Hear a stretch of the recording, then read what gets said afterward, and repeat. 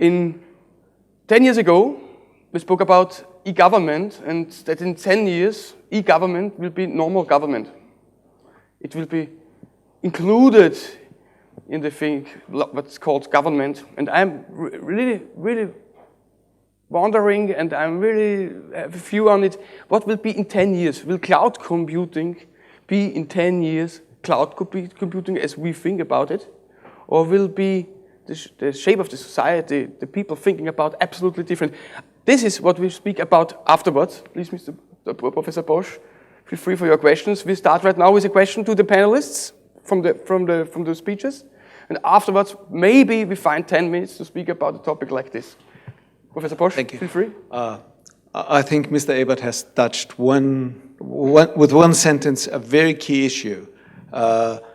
He said, if we will be publishing any law enforcement intervention, that is certainly the perfect strategy when it comes to private sector. But I'm convinced that is nothing which is within with our agreement among member states. It would be like a Hungarian policeman standing at a junction in London. We do not agree that we have police actions against each other, and therefore we need that would need certainly a whole session or even a day. But that is the problem we have also to solve. I think it's a very broad. I think it's a very broad debate, which I'm more than happy to have. Potentially we have an opportunity having this kind of conversation. I see it on two ways. One is the kind of existing status quo everybody needs to live under, and so we have the two situations besides the revelations which had been covered by the media and had been quite often mentioned yesterday in a way. So one thing is we have a current status quo, like for instance on application requirements. What I would see is, for instance, for applications it's called the European based standard contractual process. So we're going at great lengths to comply to this legal requirement which is currently saying. At the same time, you have the conversation around the future environment. So the revision of the European data protection regulation and the law enforcement directive, if I understood it correctly, I think is the proper platform to have this kind of debates. And I think not a single vendor would disagree with the benefit of having clarity what is appropriate and not. And basically expanding on this kind of topic, I see currently a very broad discussion happening. So when we take the revelations which had been covered in media extensively, and I think everybody of us interested in cloud computing, IT, internet is interested in these activities as well, I see that even within every single European member state, different parts of government don't agree on the perspective and the implication and the requirement of activities government agencies need to do or shouldn't do in a way. So I expect that in every single, not only European country, but in all countries around the planet, in this kind of digital transformation of society and economy, this discussion has to happen. It's a societal discussion, and the technology industry as a stakeholder in society, I think, is prepared and willing to participate. I think this is number one. At the very same, basically same time, this debate has to happen at European level in the kind of region in a way that basically some of the previous assumptions about Europe and other parts of the planet need to be clarified within Europe, in a way. And then, of course, the non-existence of international treaties is causing friction in the different interpretations in a way. So besides the current revelations, which I think triggered this awareness about the lack of consistency and clarity, is something which is predominantly a government-to-government discussion, but I think it's a broader than government-to-government discussion impacting society at all. But this is basically part of this digital transformation of society and economy. So we're happy to participate in this way, but we're living under status quo, and as I said, it warrants a longer discussion. It's not a Microsoft. Yeah. It has to be a question, is data sort of a diplomatic language? Yeah. This, like free data zones or the dematerialization law in Luxembourg and all these kind of things are attempts to solve a problem which, when we talk about the internet revolution, it was a revolution started 15 years ago. And someone could argue, why didn't we have this debate as society in the last 15 years? And so the positive thing about the revelations is that the interest and the awareness got to a point that this debate is starting. And personally, I see this as a very positive step going forward. Next question, please. Dr. Bleier. Something to this. So I think people start to realize that the data or information is kind of an asset. I think companies start to do this, and I think governments will start to do this too. So and like infrastructure, like roads, like airplanes or whatever, airplanes, the airports and others, is something which is everywhere the same, right? So if how you store the information, how you put this is one thing, and I think this will come the next time that this will be optimized in terms of costs, because this happens also in the business. But what you do with this will be very localized until you know the government regulation is somehow aligned, or maybe is different. We will be different in the next couple of years until the digital natives take over, right? They have a totally different, in the next 20 years, a totally different view about information because they grow up differently. I see it in my kids, right? We discussed it yesterday. So when my kids coming, you know, they're 14 years, when they're coming into a government institution in the future, whatever, in a couple of years maybe or so, they expect that everything is there, the information is there because they're growing up with that. So most probably this will drive a lot of adoption then, which we currently not have because a lot of debates going on, what information is really important, what is not, which I think is over because a lot of people putting so many informations into the big American companies that I think this debate is a little bit old because the people have done already things. I think it comes more about, you know, what is the value of the information, what the government needs to protect the citizens, because not everybody has the understanding what they're doing if they put the information somewhere else. Right? I think this is coming the next thing, and integrity, what yesterday was discussed, I think is the most important point. When I go to a doctor, I want to that the right information is there, not some information which has come around. Okay, that's my. I don't think that we touched the same question. Which country has the jurisdiction power? Which country has the power to make illegal interception, what have you? And that is not solvable by, you know, we do it just everywhere. I fully agree with all what you have said, but that does not solve the problem if, for example, Austria would issue legal measures against data which is hosted in Austria, against data which is coming from the German administration. That is, we have to get views. All I said, I very welcome what Mr. Ebert said, because it raises the discussion, and we need to have an attitude to that. I'm not saying we have a solution, but we need to have an attitude to that. But we have to have a solution, because I want to remind 1 billion documents every day in Dropbox in America. Please feel free for your question. Please address.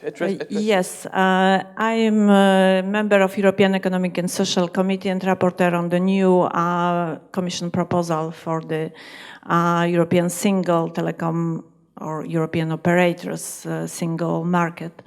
And on myself, I am an entrepreneur, so a small one. That's an important issue. So my question to the panel is basically, what do you think? Is this proposal of the European Commission to create to achieve the creation of the European single telecom market, meaning no more one single authorization for a telecom operator, and possibility to act all over Europe, would it be possible to solve, thanks to this regulation, the problem of larger cloud computing activity of telecom operators, better possibilities for small companies to act on all over the European market? And is it enough? Because first, of course, we don't know if it will be finalized before the end of the Commission. The Commission, well, I cannot find the word. Mandate this time. Second, what about cloud computing? Because there is a nice cloud computing strategy of the European Commission. Europe has to become cloud friendly, cloud active, but no action plan really. We have, of course, representatives of European Commission here. The European Economic and Social Committee has adopted an opinion about it, but not enough steps to finance the implementation of this plan. So what do you think as representatives of the industry? How could we accelerate really? And access to finance for SMEs. I am just to finalize, I am coming back from Paris from the vibrant meeting of community of open source in acting in cloud. But they are basically running their activities together with big giants and based on their infrastructure because they cannot act there otherwise. And they cannot find financing to achieve smaller projects and to develop from startups or early stage to go further. So access to finance, how to manage this issue and is the telecom package solving the problem of fragmented markets, 28 fragmented markets. Thank you. Thank you. Panelists, there are three, I have heard three questions. Maybe we... Okay. Well, I understand your question and this digital single market proposal from the Commission includes a lot of points, so not only one, and some of them are very controversial, so I will not go to the controversial point. And perhaps I consider that cloud computing it would be the less controversial. Having single markets, I think, I don't think that two people here will go against or removing fragmentation. All the people will agree on it. What is interesting from the actions coming from the European Commission, including the ECP, for which we are here, is, and especially for the ECP, I would say it is an action that is market aligned, because if my understanding is for ECP is to leverage the public sector buy-in weight to push these markets. And this is very important. Using the market forces is the most important. You can put a regulation, a lot of text, etc. But if the market don't follow, it will never happen. And I consider ECP one of the, this is my own, don't take my company or the telecom. I consider it as something that will be successful because behind it there is market forces. So I consider here that this is one of the most important things, and let's see. If I may add one thing, on the telecom side, we can make it very down simple. There's no cloud if there's no network. So whatever the solution is, we need to have a solution for the network. But let's go back to the second one, which is very much about what can the European Commission do today. I would actually propose a very, very pragmatic approach. How much does the IT spending of European Commission is today? How much is today the IT spending on the cloud? Let's triple it by next year. That's it. So that would be that simple. That would be just driving by example, and it would be a way to show the commitment and the confidence and trust in the future of Europe. So that would be really something that would be very down to earth. There's another one that we need to take into account. We have, by DNA and by the way the European structure is, a fragmented market. We will not cut that overnight. It's not going to happen. So even though we all, or some of us, would actually like it, it's not going to happen. So what you need to look at is you have local championships before you can actually reach the European championships. So we need to encourage, and of course I'm preaching for where I'm coming from, but local champions, whether it is 2, 3, depending on the size of the market, and then create a link between those guys. So make sure that there will be enough standardization and openness in the APIs and the interoperability so that they can actually become and cover Europe. And be also sure that you keep in mind when you say that, and we look at that it's actually the American model no matter what we say. How does the American company grow? They first are strong locally. Once they are strong locally, and you can start and look at every single startup in the US that made it big, they only looked at going international after being strong locally, 5, 6 years, some of them. So make sure that we have a few strong local players before we can actually even try to attempt to be an international player. So that would be my recommendation. But just a suggestion, it will make a link with the digital government topic. I think there is a lack of a cross-government initiative in digital that would cross several countries. For example, there have been superb things implemented in Norway with this a platform called Altinn, which digitalizes all data exchanges between businesses and the government. We know in Greece there are a lot of problems in terms of exchanging data between businesses and government to collect basic data like VAT or things like that. The European Commission should put part as a recommendation to Greece that they should capitalize from things that have been done in Europe and create something to help their countries, building on what the other countries have been doing. And I'm sure that some of the Nordic countries will be happy to help. And that's a set of ideas, very concrete project, very emblematic, easy to be done. There are candidates, but the EC should move to doing things instead of just regulating. A couple of comments on I'm not an expert on the telecom package, so please take my comments as a kind of generic one on this one. From our company's perspective, one of the kind of design base for effective cloud services is a strong network component in the infrastructure. So basically, besides everything what we're doing on the data center side, an increasingly bigger part of our investments is going into the network side. To give you a number, we are peering. Peering is the kind of direct connection between our data centers and 1,800 internet service providers globally, in a way. And so this is providing the kind of latency requirements, which is one of the prerequisites for having a good user experience for cloud-based services to get into this kind of stuff. So if the telecom package can help with reducing latency from a technical perspective, fantastic, in a way, so number one. The second one is, why isn't there more cloud uptake? And we have here a 2-day session around cloud uptake in public sector in Europe as a kind of cross-European initiative, which I've fully subscribed, is incredibly powerful and going forward. But it's still executed under the limitation, from my humble perspective, missing currently the Lisbon Treaty, that the European community don't have legislative power on the government application and e-government kind of part, in a way. And so the community need to find the proper means to collaborate on a voluntary base, which is not the kind of structure which we have in other parts of the legal system Europe is consisting of. So I think it would be an interesting component to figure out what could be the kind of new one.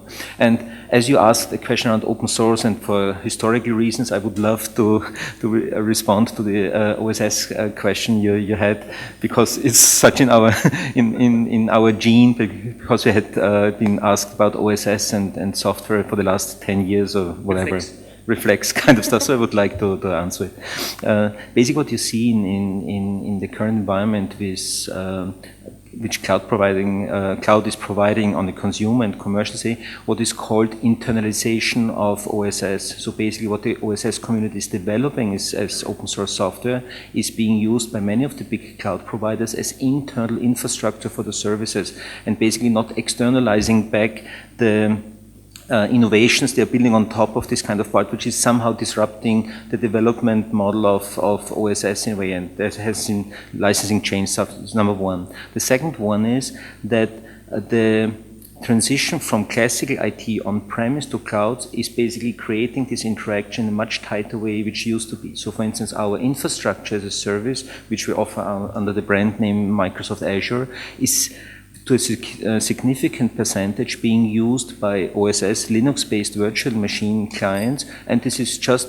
from our perspective, good business, so we don't have even a business incentive not to accept this kind of service offering away. So please discontinue the kind of classic distinction between the different models, because the cloud economic model changes this debate.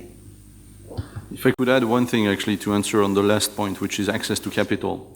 We've heard with MEMSET a few minutes ago that actually we were actually having a technology debate as well, and there was some discussions about where would technology go. I think we have to face the fact that we have lost the first battle on technology, and that the standards, the de facto market standards today, are coming from what has been actually foundations from the US, whether it's OpenStack and some others. So that's a fact. That's something that we see and we have to deal with. So if we accept that fact, and if we want to actually help and develop actually a real ecosystem of startup company, we can have access to capital, we have to split at least the debate of cloud between at least two pieces, if no more. One which is infrastructure, and the second one being what's running on it. So whether it is PaaS, SaaS, or what I would call BPaaS, business process as a service, those are actually two different battles. So, and if we want to actually encourage an application market in Europe, we have to make sure that we don't give up on the battle of the infrastructure either. So we need to make sure that we maybe separate the software from the hardware, or the software from the platform, so that we can make sure that we can actually have some regulation eventually from the European Commission, or at least some guidance, or some usage or driving by example, market-led, to make sure that we would have actually a choice from the clients, the end clients, to know where he's going to be running his data and whatever application he uses. Once we have solved the infrastructure side, then we can actually win some of the battles on the application side. Because today I'm spending half of my time with startup companies. If a startup wants to succeed quick, they will go in the American ecosystem. We have to fight there and to make sure that we offer an ecosystem for them in Europe and therefore split and work on the infrastructure in Europe, and then we can actually have some chances in the application world. And we have some great engineers in Europe. We have some at least 3 or 4 very major centers of people who are creative and can bring some real innovation. Berlin is one, it's a very strong one. Being in Berlin, there's actually a lot of new creative solutions coming from here, whether it is infrastructure or application. So thumbs up and let's continue on that. Paris is another, the Netherlands is a third, there's many others, and we have to promote that, but make sure that we can offer 2 alternatives. One, infrastructure push, local players and international afterwards, and applications so that we don't have to push the startup we like towards force.com, for example. Good word for the end and a good answer. Hopefully everything is answered. We are timely at the point. If it would be stakes, we are well done. We finished the panel right now. Thank you to the panelists for participating. Thank you.